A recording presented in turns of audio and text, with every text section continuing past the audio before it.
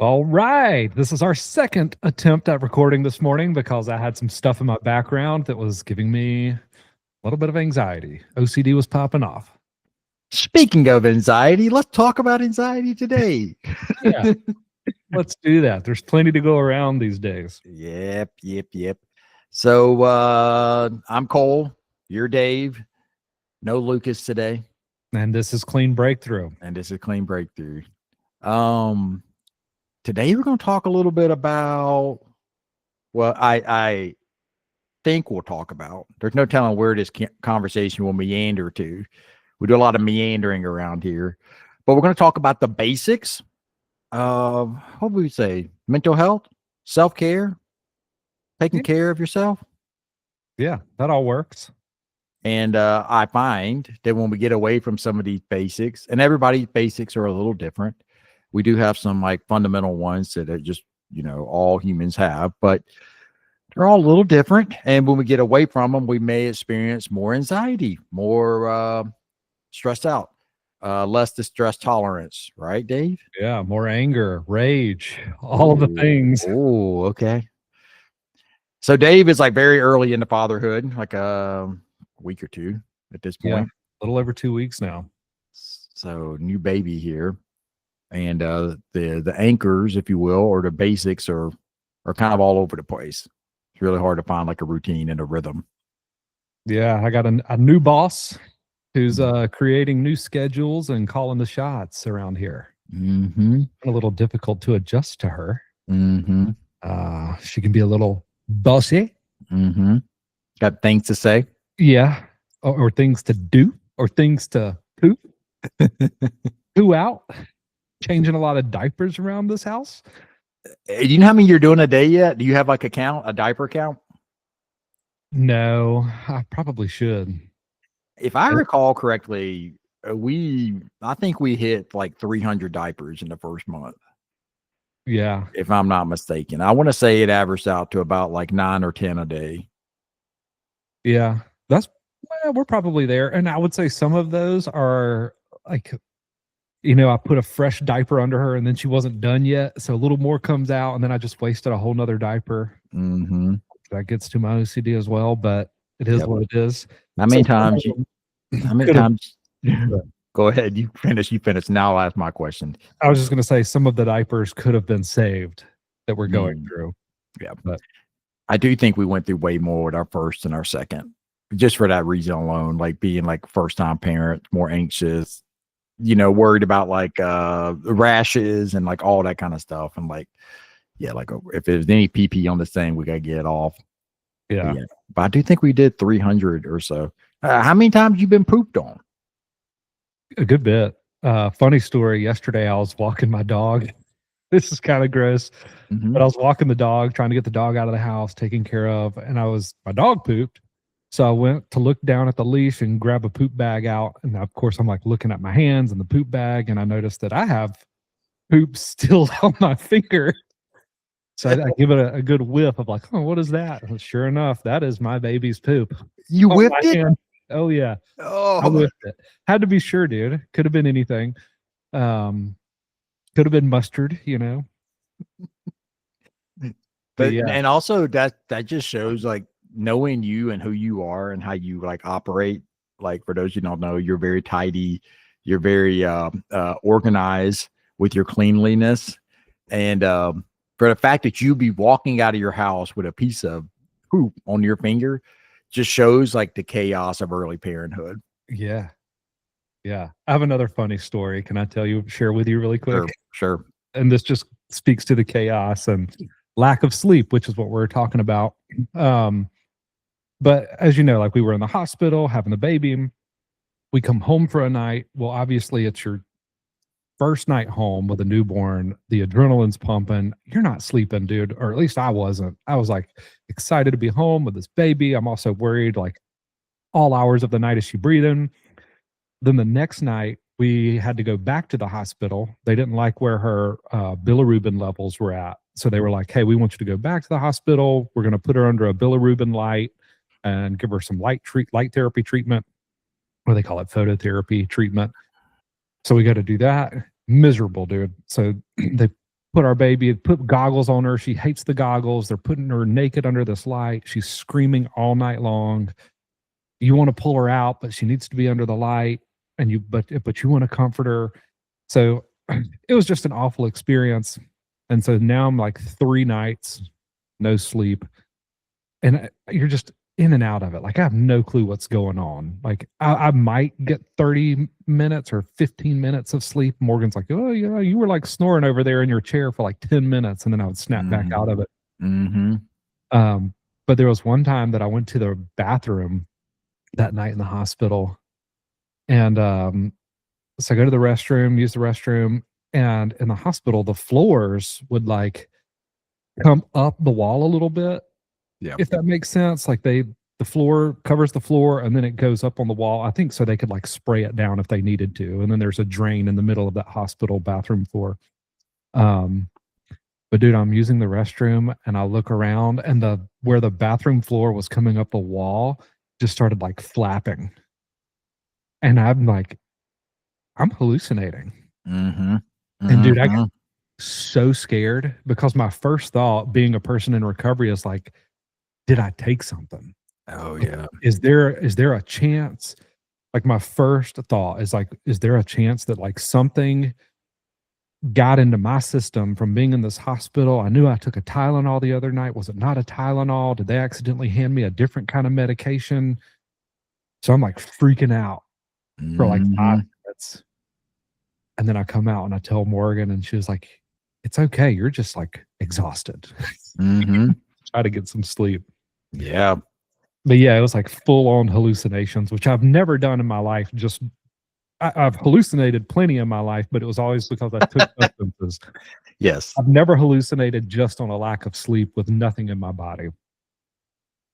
Pretty impressive. You still have first, Dave. Flappy walls. Sober, flappy walls. How about that? Yeah, it was crazy. It was like they were about to start talking to me. I had to get out of there. Yeah, dude.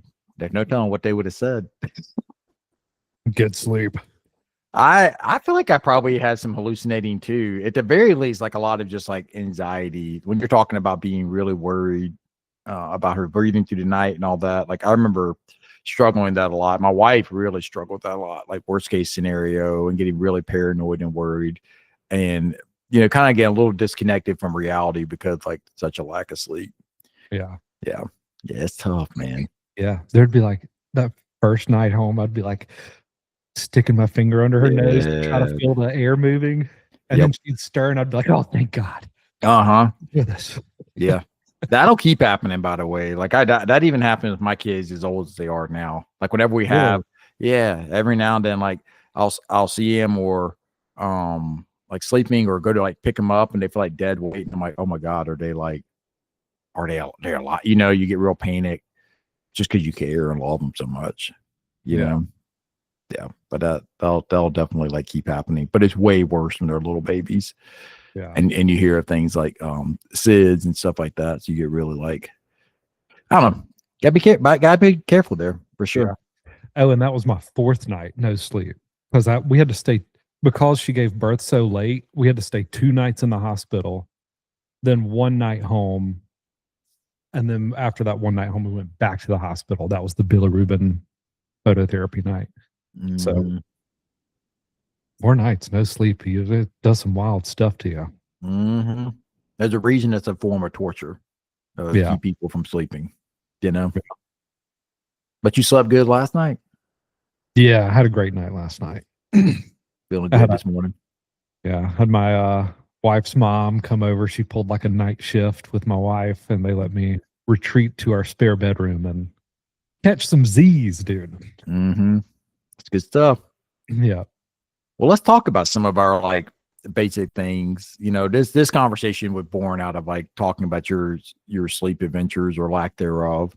My wife recently got one of those rings that measures your like heart rate and all those kind of things. And I found that interesting as well, because it's measuring 4 big categories, which I think is like an easy place to kind of launch into like just basic foundational building blocks of like taking care of yourself, you know. So one of them is sleep. That's one of the things it's measuring. And Do you struggle with sleep, Dave? Like besides like baby time, like do you feel like you struggle with sleep? You have a hard time going to sleep at night, or is it something that's like pretty easy for you? I go through phases. If I'm really stressed, if like it's work stress or if there's just a lot of stress or pressure that I feel in my life at any given time, I can struggle. Like I feel like I lay down and the thoughts just start rolling of like, Mm-hmm. these are things you need to do. These are things you didn't accomplish. Did you remember this? Did you remember that? If I'm at a place where things feel like they're smooth or smoother, um, I can hit the sack and I'm down in 30 seconds. Mm-hmm. My wife will look over and be like, how did he just do that? Yeah. But I also have sleep apnea. So I could also argue that I never really sleep great. Yeah. Yeah, we've heard some wild stories about Dave's sleep adventures and the sounds he makes. Are you getting your sleep apnea treated at all, or what are you doing right now? I'm going to this year. Yeah. This is the year? Well, I've done things in the past. I had all those surgeries. Yeah. And they were saying the surgeries would help it. So like I had an adenoid, my adenoids removed, my tonsils removed. I had a turbinate reduction. They repaired my deviated septum. So they like did 4 different things to try to fix this problem. Unfortunately, I still have it. So it's time to get on a CPAP machine. Is that what you think you're going to do? CPAP? Yeah, I think so. So I also have sleep apnea, and I would say my sleeping is like pretty similar to yours. I think I'm probably like not as prone to the anxiety keeping me awake at night. I'll have that every now and then. I'll have a hard time sleeping because I'm worried about something. But for the most part, I feel like it doesn't affect my sleep. What gets me more though is nighttime procrastination or revenge procrastination, in which I'm like scrolling on my phone or watching a show that I want to watch, and I'm like, oh, just one more episode, or oh, wait, it's already like 11:30. Oh, it's already midnight. Like that's the thing that will get me more. And so that is something I've like had to like put steps in to try to like, I don't know. First of all, I've had to admit that it's a problem because I kind of like it, but then I don't like it when I wake up and I'm like super groggy in the morning because I didn't get enough sleep. So I've had to be honest, like, hey, this is a problem, and I put in some like barriers in place. One of them is like I use that device called a brick, to block like social media on my phone. I have to like walk out to my fridge and scan my phone on the device on the fridge. It's like a magnet, and that will unlock social media apps, which is where I do most of like my like doom scrolling and revenge procrastination. And then I've also probably in the last year have gotten a lot more diligent about reading before I go to sleep, as opposed to like watching shows, especially during the week. And that'll get me like sleepy way quicker, like reading an actual like paper book, so I'm not like just staring at my screen or had to like desire of like reading my Kindle on my phone. I'm like, well, maybe I'll get on YouTube and whatever. So super common with ADHD, to have this like kind of doom scrolling or revenge procrastination that happens at the end of the night. But for my sleep apnea, I use a mouthpiece. I did the CPAP for a while, and I didn't love all the tubes and carrying it around, and it was fine. Like I think it did a decent job, but it also like, I don't know, it's just a lot on your face. So then I got a mouthpiece, and it has been helpful. I haven't had a sleep study while using it, but I don't snore anymore. So a mouthpiece and mouth tape are the 2 things that I've been using. It's not ideal. I'd rather not, but it's better than like snoring all night. And I do feel slightly more rested. I do want to try the mouth tape. I feel like that would help me a lot. I still snore even with just mouth tape. Cause I was like, man, maybe if I just use mouth tape, I'll be okay. But I still snore. And for me, like the way it's explained to me, it's my jaw falling backwards and closing my airway. And the mouth tape isn't enough to hold my jaw in place. I have to have like the mouthpiece, which is a top and a bottom, to keep my jaw from falling backwards. Yeah. And it's because when it falls backwards, that's when my airway gets blocked and I start snoring. Yeah. So that makes sense. You have to be careful with the mouthpiece though. So my mom used a mouthpiece for a long time, and it started to mess her teeth up. Yes. And then she had to go back to a CPAP, and her dentist was just like, "Hey, it just is what it is. Like, you can either continue to destroy your teeth, or you can go back to a CPAP and deal Yep. with all the tubes and the travel and the headaches that come with it." Yep. I got super scared when you told me about your mom like having that. Yeah. So when I saw my dentist like a month ago, I was like, so I am using a mouthpiece. Like, this is what it feels like. And luckily they said everything looks fine, Nice. and like as long as your bite's okay, which it takes like a little bit of like, I have to do some exercises in the morning to get my jaw to like be in a position it needs to be in, but my actual bite is fine. Yeah. But it's just this is the other thing too, and we'll see it even in this conversation. When you adjust like one thing, it's going to affect something else, right? Like, Yeah. I'm not snoring anymore, but maybe my like jaw is sore, or I'm not snoring more, my teeth are messed up, or no, I got a CPAP, but I'm also like, it bothers my wife to have a CPAP because it's like make noise, or whatever the case is. Mhm. When we adjust one thing, and you're going to see it even in this conversation, when we kind of go through these four like basic building blocks, like they all like they overlay each other, affect each other. Yep. So the next thing that the ring measures sleep. The next one that is measuring is stress management. Now, look, this isn't like the hype up these rings or whatever. I don't know exactly how they're reading that, but apparently they're looking at your heart rate, how it goes throughout the day, and like, how do you appear to be managing your stress? So it all obviously ties to sleep. That's one of the things that keeps us both up at night. What would you say comes to mind when you think about your stress management? Like, what's really good that you use for stress management, Dave? Exercise. Mm-hmm. But hey, and that's another thing that has just totally gone out of the window in the past 3 weeks since we had a little baby. Like, I've stopped working out, just been in survival mode to where like I'm getting to a place now where it's like, okay, dude, you have got to get back in a routine or you're gonna like your walls are gonna crumble. So but working out, that's a big way I deal with stress. Like, there would even be times where my wife and I would start to get in an argument, or we have a difference in opinions on something, and I'm like, "Hey, I need a minute. Give me 30 minutes. I'm going for a run, and I'll come back, and we can talk about this in a much better way." Like, this is what I need to do really quick to deal with the stress that even the thought of this is bringing on for me. So I would say that's my probably best counteraction to stress. Wow, what would you say? What is yours? Well, I think first and foremost, good night of sleep. Yeah. Like, if I have good sleep, I end up being more patient, more like compassionate to others, compassionate to myself, and that's a big part right there. Exercise is huge for me too. Like, I really enjoy that, so I'll do a different one. I think two come to mind for my stress management. One is like hobbies. And for me, I like hobbies that have like tangible change to them. I'm a therapist by nature, or by profession, and it's really hard to see tangible change with my work every day. I know it's happening, right? But it's just not as obvious. So I like building stuff, from Legos to like stuff in my like woodworking type of stuff in my backyard, home projects. They can create some stress, particularly like more the home project side of it.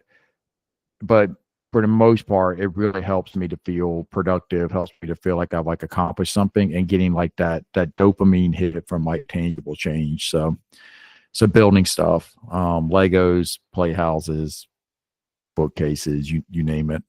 Yeah. And then the other really simple one I do is I write. And I've changed my writing to where it wasn't just like doing journal prompts.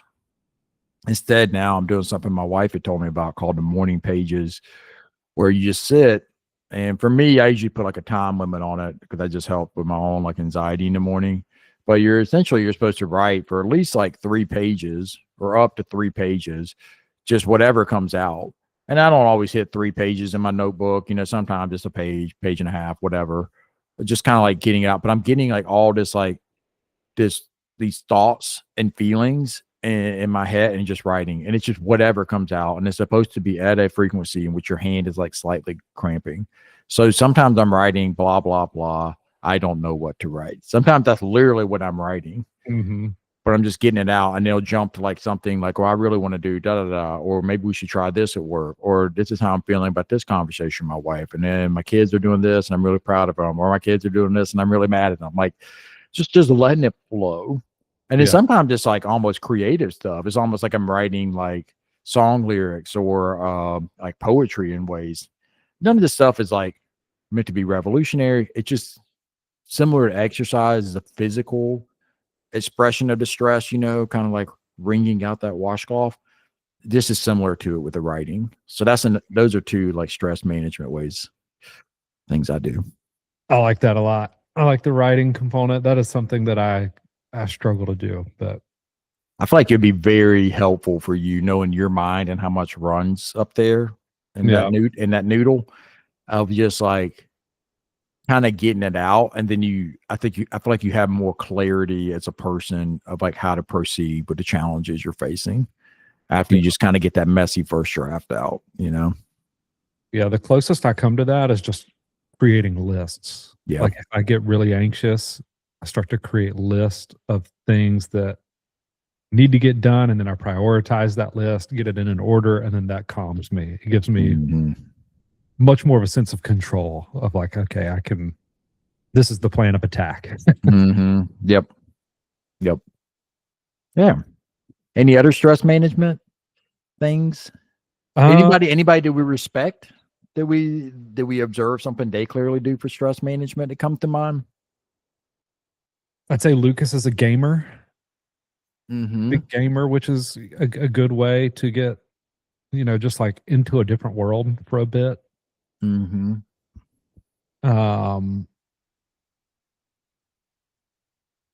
ways of managing stress.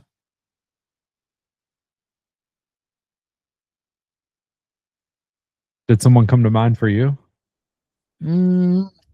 Let's see. Yeah, I have two friends that one of them is really into like yoga, and it's more like the traditional like Zen type of person, and they do a lot of that for their stress management. And then the other one is much more like adventurous. And this is really two other friends I have, but they create like challenges for themselves, and that's their building. So for one of them, like his whole thing was he wanted to fish every stream in the Great Smoky Mountains. So in the Smoky Mountain National Park. So he literally like had this like 2-year project in which he had looked at maps and like planned these like days in which you would hike to these like remote streams or he'd go hit like really big ones and fish. And it was just like this really good way for him to have like a sense of like adventure and purpose on the weekends. So that's another way of like stress management. It's like finding something you can build. And the other one is he's more like a mountain biker, and it's a similar thing, like planning rides, going and riding, doing that kind of stuff, getting time out in nature. Yeah. It's good stuff. Yeah. The next one is and I don't know how much we want to get into this one, but the next one is measuring is like your just basic like bodily health, if you will, like your respiratory and cardiac health. So like your blood pressure, your beats per minute, your oxygen saturation, which I don't really understand what that is, but it's measuring that. So we don't have to get much into that because we're not doctors or whatever. But I do think like what probably comes out of this more in my mind is like, are you taking care of your physical health? Like in terms of going to the doctor when you need to go to the doctor, what are the barriers to that, etc. You go do your physical, Dave. You get your blood pressure looked at. I do. Yeah. Yeah. I can be a little OCD with that too, where I get my blood drawn every year. I want to know levels of things. Yes. Yeah, I'm a big fan. How often do you go to the dentist? Every 6 months. Oh, is it every 6 months? I thought it was more than that for a while. It was. I was doing every 3 just because I like to get my teeth cleaned. But dude, to me, there's no better feeling than coming out of a dentist's office with just that glossy feel on your teeth. So funny. Because I feel like most people like I think most people are probably neutral about the dentist to not liking the dentist, Yeah, it's funny because I hated it as a child. Really? Absolutely hated it. I had to have a cavity filled my first time as Yeah. like I was probably 12. I was younger, maybe younger than that. And I remember coming home and I drew a picture of my dentist's face and hung it on a door. And I was like throwing things at it. So my mom would come up and be like, "What are you doing?" And I was like, "I'm hitting the dentist."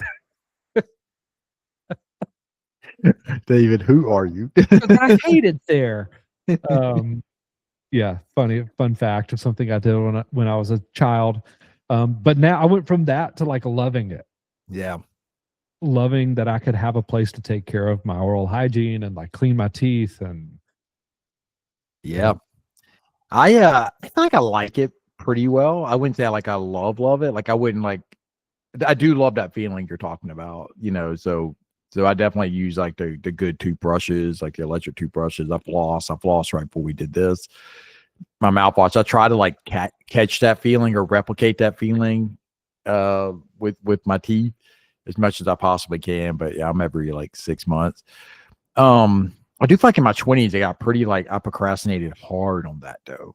And I think that was out of more of like, I don't know, basic like just procrastination and poverty or scared of it. You know what I mean? Like, oh my gosh, if I go to the dentist, it's going to be so expensive, even if I had insurance. And I would just like procrastinate on it. And same thing with going to see the eye doctor. Like I like let several years lapse before I would go see the eye doctor to get my new contact prescription. I let my year-long contact prescription last like 3 years. And yeah, my doctor was horrified. He was like, "You're lucky you haven't had like an infection in your eye." I'm like, "Well, I keep them clean. I take them out every night." He's like, "Yeah, but these things are only supposed to last like 1 month, and you're stretching them like triple the time that they're supposed to last." yeah, So this is that like procrastination thing that comes up like similar with going to sleep at night. I'll do it about like my health stuff, but hit 40, so I'm trying to be much more on top of it, doing my annual physicals and all that kind of stuff, you know. And then if they like prescribe me medicine, actually take it and all that, you know. yeah, yeah. I'm a Uh, big fan of all that stuff. I even want to. There's like a trending thing right now where people pay the money to go to Turkey or foreign countries and have full body scans done that go oh, from like interesting. bone density to the amount of cartilage that's in between their joints to like I'm talking full body scans and I'm dying to do it, dude, because it's much cheaper to do in another country than it Yep. is in America. I'll tell you what, dude, we'll go to Turkey. You get scanned up. I'll get me some new hair on my head. Dude, don't tempt me with a good time. Dude, let's go. I'll get some extra hair patched in my beard too. Me Really too. Me fill too. some While I'm at it. Hey, a little 2 for 1. Can I get scanned and a little beard filling up? Come on. yeah. But I'm all about that kind of stuff today. Yeah.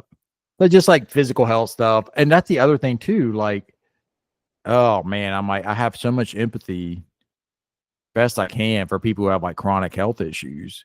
And I'm really fortunate that I don't have any, like I've had a hearing loss my whole life, but I haven't had anything that wasn't more of like, besides that, it's more like circumstantial, like having a torn ACL or breaking an arm or whatever. Like there's like a clear like injury and heal, but having like chronic illnesses, man, I really feel for people because when I get sick, dude, it takes about 36 hours and my world is crumbling. Yeah. Like I become very like nihilistic, depressed, and I'm like, all is lost. Life will never get better. This is just what it is now. And I'm like laying on the couch with the flu, like can't find gratitude. Everything's the worst. And I'm just like a broken mess of a human. And so I have like a lot of like empathy and respect for people who deal with like chronic illness and feeling like that. Because I don't have that type of fortitude, or at least haven't been pushed to have that type of fortitude. So I have a lot of gratitude for that. So yeah, overall health, that's another thing is measuring. And then lastly, let's see. Lastly, it's just movement. Yeah. Movement. I say the word movement because that's what the actual ring is measuring. But I think it's important to distinguish between like moving and exercise, because I think so many people have like a stigma against the word exercise. Mm-hmm. You know what I mean? What comes to mind when you hear that, like the difference in the word movement versus exercise? I don't imagine you have that stigma, but what would you imagine it to be like? I mean, when you say those two words, when you say exercise, my head goes to what I know. It's like, oh, rowing, biking, running. When you say the word movement, it's like, okay, I'm counting my steps on my Apple Watch. Mm-hmm. And I contributed to steps, um, which is great. And I was even watching a video yesterday about they would take a certain number of people, like 1,000 people from different cities, and it was crazy how even amongst different cities, like people in Atlanta moved a lot less than people in this city where the public transportation wasn't as good, or it was like Austin, Texas, where people were just like walking more, or people in Seattle where the weather's terrible, they're not walking hardly at all. They're not getting a fraction of the steps that people were getting in Greenville, South Carolina, you know? So just like that plays a lot into people's mental health, physical health, just those extra steps per day. Mm-hmm. And then you Yeah. want to ramp it up from there, talk about like a place we know and love, Italy, where like people walk everywhere. Like they're getting thousands of steps on a daily basis. Mm-hmm. So much walking. Lucas said the whole thing on this. We can get him on here talking about like conspiracy theories around this. And so I don't know if this is actually true, but Lucas said something along the lines. I'm gonna say that because I may be misquoting him here. That when they were designing like American cities and stuff, there was a big push by auto lobbyists and manufacturers to make cities not walkable, so that people would have to rely on cars more and rely on which would make their sales go up, right? And so there was like a lot of like people in the cahoots about that, if you will. And I mean, I could see some truth to that, perhaps. I don't know. I also think, you know, America as a country is like just a lot bigger geographically than Italy, you know, than some of these other places. But the way our cities are designed, at the very least, it's not super walkable, at least not here. Yeah. And you think about like when you go like to Europe, and you're doing a lot of sightseeing and all that kind of stuff, and you tend to stay in like pretty urban areas. So you could do this even in New York, right? If you're in a super urban area where you're going to walk most of the time, walk to get your groceries, walk to dinner, walk to get a coffee, whatever. That's a lot harder to do here, and we're usually like traversing like just like walking like around our neighborhood on sidewalks, or we're walking through a parking lot that could we just happen to have a Starbucks like, you know, 200 yards away. So I don't know. I think there's a lot to this like movement and walking thing. I don't think it's just that though. I think if you shift your mindset, exercise can be this like really like scary thing. Just like, oh my God, I have to like burn so many calories, or I have to like push myself to the point of almost throwing up, or this really extreme mindset. It's really all or nothing. I think a lot of people have when it comes to exercise. And if it's all or nothing, I think the sad reality is most of us settle on nothing. It's like, I don't want to like feel like I'm, you know, having cramps or, you know, about to throw up. So I'd rather just not do it. Movement, on the other hand, I think is more of like what we need to be striving for. Just like, are we moving our body? Even if we're just like going outside and like gardening and like doing some stuff around the house, you know, just thinking about it from that way, that mindset shift is a lot less punishing. And instead it's just more of like just moving your body a little bit, you know? Yeah. I want to go back to our cities not being built to walk. Because fun fact, that was the purpose of the Michelin star and the restaurant. So the Michelin star was brought on by Michelin Tire. And they would give stars in different cities that were further apart so that people would have to travel, which burned up their tires, which would make them have to purchase more tires through Michelin. So that was all done. It wasn't just to prove which restaurants were the best. They picked good restaurants, but it was just to get people to drive more, to buy more tires. And now it's like a huge thing. If you have a Michelin star in a restaurant, you're huge, killing it. Huge thing. What do we even do with that information, Dave? That just seems so backwards. Yeah. Pretty wild. I will say from to the Europe city situation, which is the only other like country I've ever really been to, or only other continent I've been to, that the walking and stuff, like I do enjoy also just the time outside, you know, And I tend to, I even though I'm on vacation and stuff, I tend to like still have like stress and a lot of like the similar thing, but I feel like I regulate quicker. And I think some of that is like the movement and getting like outside time. That really like helps with that, you know. I've Yeah. also noticed too, like even if I go to these places and spend, 2, 3 weeks, eating out a lot, you can't being on vacation. I generally, not that this is the point, but generally, like lose weight when I'm Mm. on these trips, which is kind of crazy. Not that weight is like a direct correlation to health. I'm not saying that at all, but definitely like moving a lot and burning more calories. Yeah. I'm glad you just brought that up because I do think that that's such an important piece of the puzzle is just being in nature. I think nature does a lot for us. And that can sound super woo woo, but even as the stage of life I'm in right now, I can have a really fussy baby and it's like outside is magic. Like the minute I walk outdoors with her and she feels the breeze and the birds are chirping and there's pops of green, which she can't even make out a tree yet, but I'm sure she can see these big, massive structures, objects in front of her, but she quiets and her eyes go wide and she starts to just look around, trying to figure it out. And I don't know how accurate this is, but I even heard that like it's in our nature to like when you take a baby outside, they're supposed to quiet because there's something deep down rooted in us of like, because if they cry outside, it could bring on a predator. Oh, Like, interesting. it could alert the lions or whatever creature is around that could kill you and eat you. It could alert them that like, here you are. So there's something inside of that baby that their brain is saying, okay, quiet down. That's fascinating. I've never heard that before. Yeah, I thought that was. And again, I don't know. I don't have any science or data sheets to back that up, but it was pretty cool to hear, and I could see where it could be true. Well, it's such an interesting idea too, because even if it's, I don't know, like the idea of like going out into the world and being more quiet and still and taking it in, I think helps us remember that we are a part of the world. We are not the center of the world. And I think we get so disconnected from it and we think like, oh, like we are the end all be all. And that's just not the reality of it. Like there's a lot going on around us. And it's easier to see in nature, especially if you're being still. There's a lot going on around you. I mean, I know people like get drunk and stuff doing it, but like a lot of people like to go sit at the beach. They enjoy just sitting there watching the wave coming in and out, Mhm. and the seagulls flying, and see a crab come out and like go crawling around. There's a novelty because you maybe don't go sit on a beach every day, and then you're also like paying attention with more of like a childlike wonder, you Yeah. know. So yeah. So there you go. Going outside, that's part of stress management too.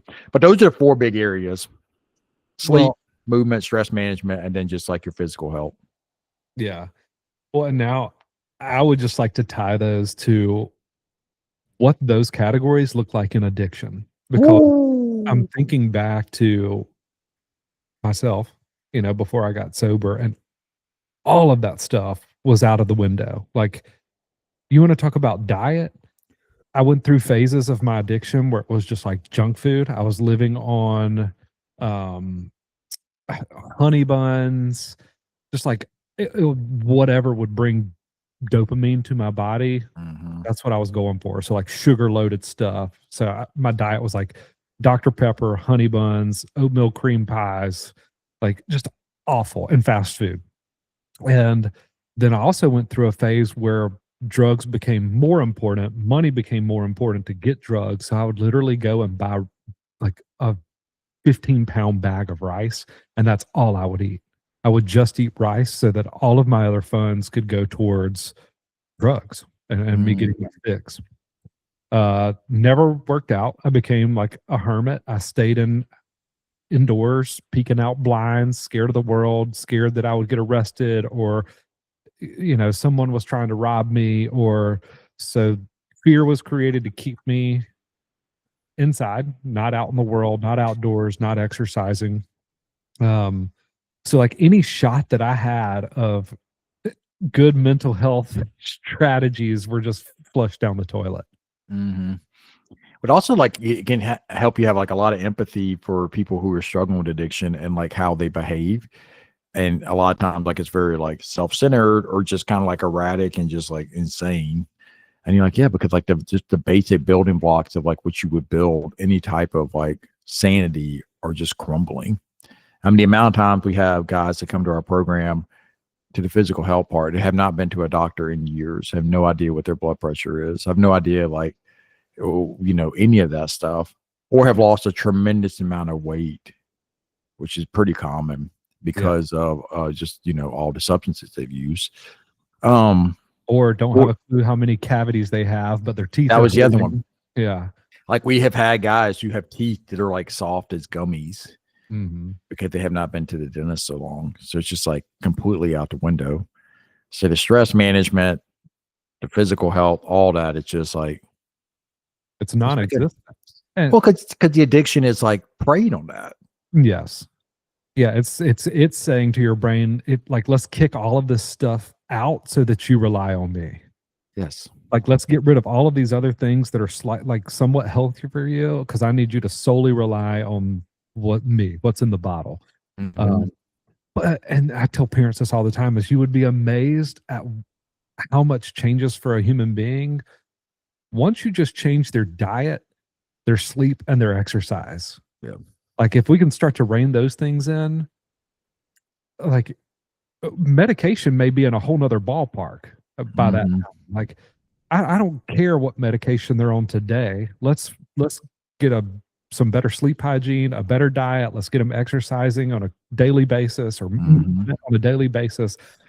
And then we'll start to figure out where a baseline is. But until that, forget baseline. Like, forget like trying to stack on medication to someone who's been constantly using drugs or alcohol, has no good diet, no exercise, hasn't been out in nature in months. Like, what are we talking about? Yeah. I think another place you can get a lot of empathy for is just think about how many times people who are not addicts still neglect those things.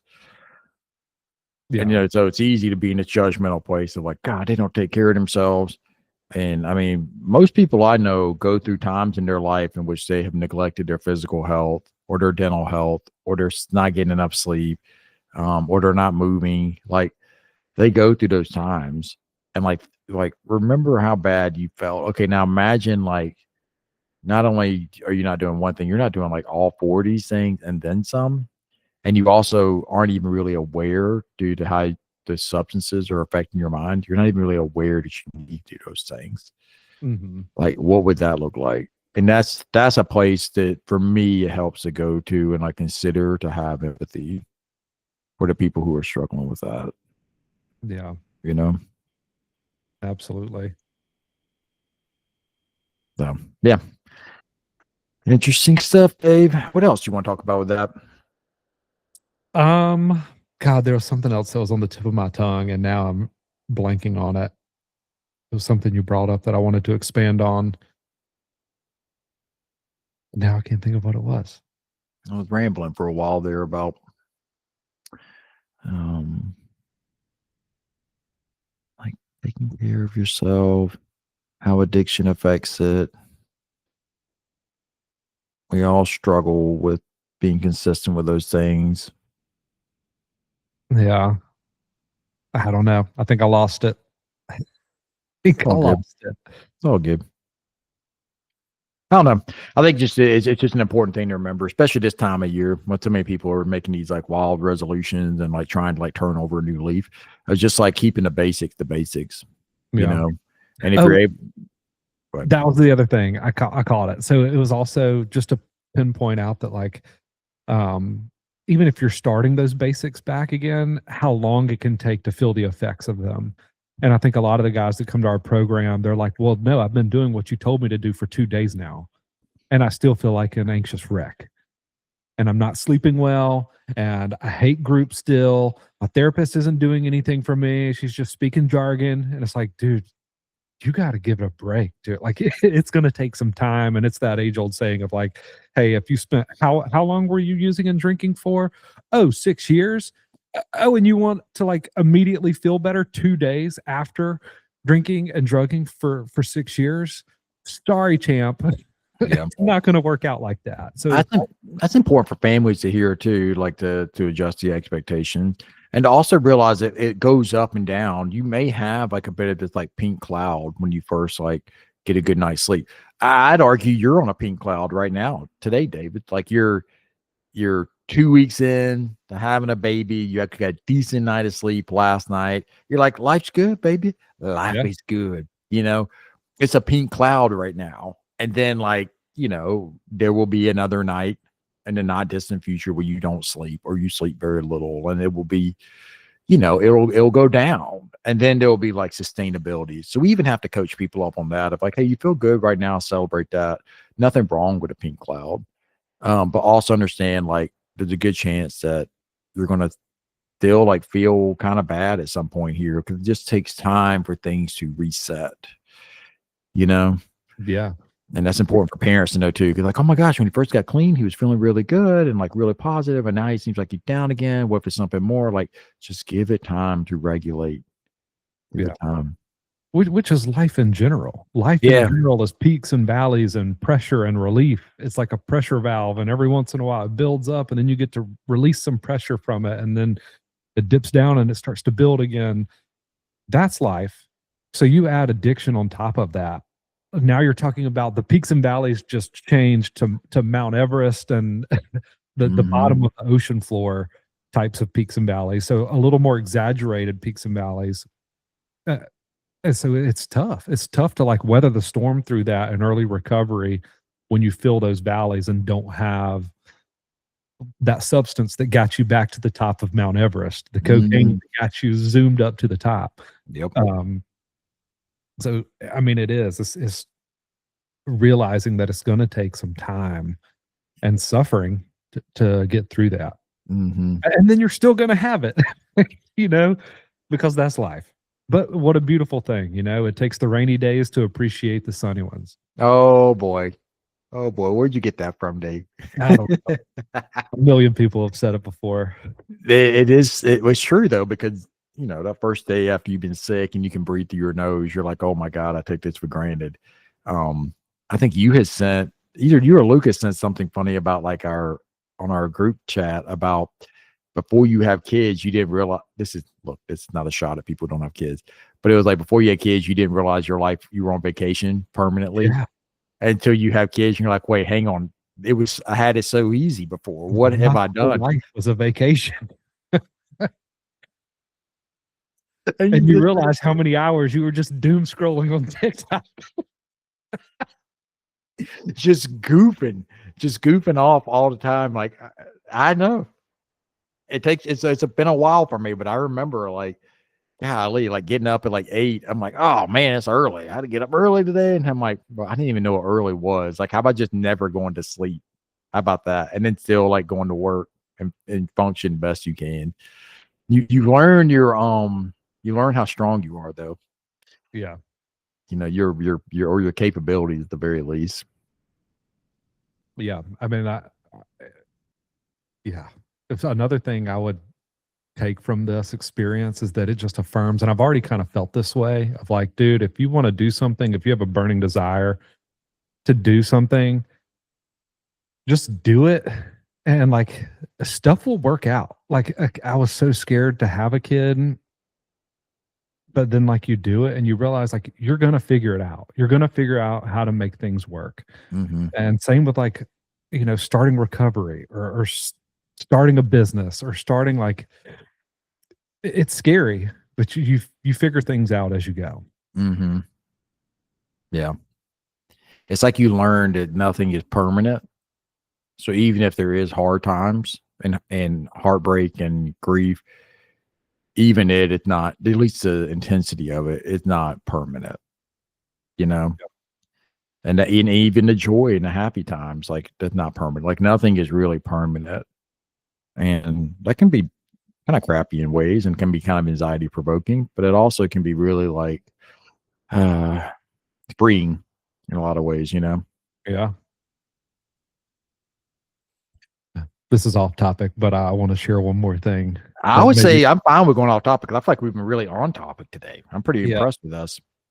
I want to share one more thing, just because my stage of life has come up a lot, and baby has come up a lot, and I know parents watch this, and I hope all parents get to experience this that watch. But so my mom was with us during the baby's delivery. She was in the delivery room, and I didn't hear the full conversation because I was just so I don't even know the word for it. I was so sucked into what was going on in the moment after the baby was born.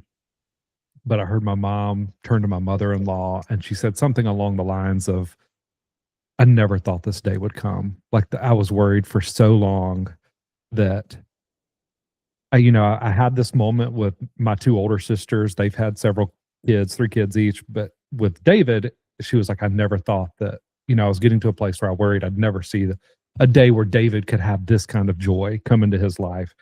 Um, which was special to hear, and also kind of sad that I put my mom through so much. But then a day later, it was our second night in the hospital. My mom had left. Her mom had left. Morgan was just catching up on sleep. I think she had just dozed off, and I had the baby in my arms. Dude, I just started like weeping, and it was almost like a flashback of just like of all of these moments in my life that were like near death, of like near overdoses, DUIs, like driving under the influence, of like all of these times where my life could have been taken, but yet here I am getting to bring a new life into this world. It was crazy. It was like one of the most crazy, grateful moments I've ever had in my life, to be able to experience that, given everything that I'd been through and put my family through. It was just wild. Mm-hmm. Yep. So wild. So that was like the highest pink cloud I've ridden since this happened. Mm-hmm. And it was a feeling that I hope every guy that comes through our program gets to experience one day. Yeah. It's also going to be, you can take it even a step further and think about all those times you almost died. And there was a time when you were that little baby in your dad's arms. Yeah. Or in your mom's arms, like, and that's just like life, you know what I mean? But like if they had that moment with you, which they probably did, and then you put them through hell and back, it's still, that moment's there. So when we see like the dedication and quite frankly, insanity of our parents, supporting their sons who have just like used and abused them, that's where it come from. It's like this very fundamental belief that, hey, you can do more, and you're going to get through this. You can get through this. I pray you get through this.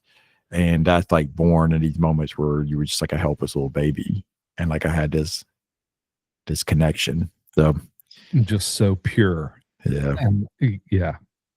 And beautiful. Mm-hmm.